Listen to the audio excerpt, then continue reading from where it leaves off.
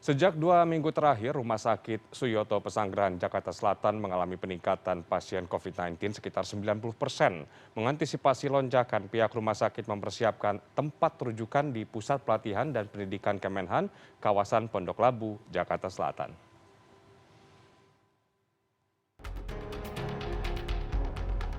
Rumah Sakit Suyoto Pesanggerahan, Jakarta Selatan mengalami peningkatan pasien COVID-19 sebesar 90%. Dari 108 orang yang dirawat, terdapat 3 pasien terpapar varian baru Omikron.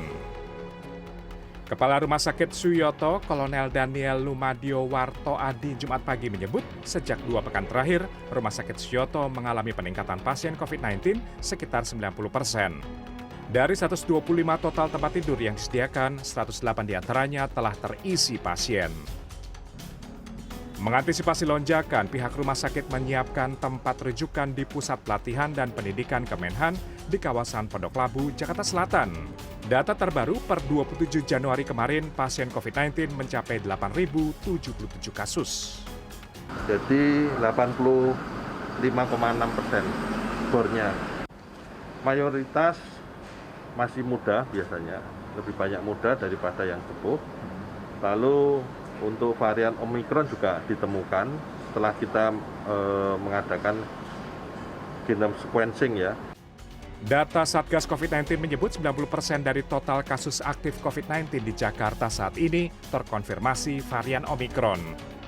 Sementara saat ini konfirmasi kasus varian Omikron di tanah air mendekati angka 2.000. Mengacu pada aturan terbaru Kementerian Kesehatan, kini pasien COVID-19 varian Omikron tanpa gejala dan bergejala ringan boleh isolasi mandiri di rumah selama memenuhi persyaratan.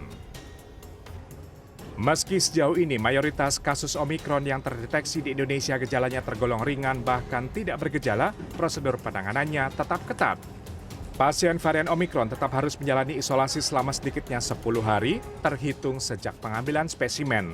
Jika disertai gejala, isolasi dilakukan selama 10 hari, sejak muncul gejala ditambah sekurang-kurangnya 3 hari setelah bebas gejala. Yang menjadi persoalan adalah banyak yang Omikron ini gejalanya ringan. Sehingga kendati pun dia sudah sakit, sudah terinfeksi, dia masih bisa jalan-jalan. Merujuk pada aturan dalam Surat Edaran Kementerian Kesehatan Nomor 18 Tahun 2022 tentang pencegahan dan pengendalian varian Omikron, nilai cycle threshold atau city value dalam hasil negatif pemeriksaan PCR harus di atas 35.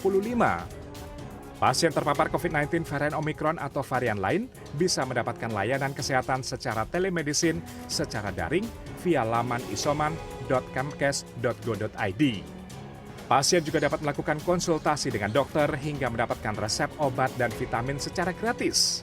Layanan ini baru berlaku di wilayah Jabodetabek. Tim Liputan CNN Indonesia.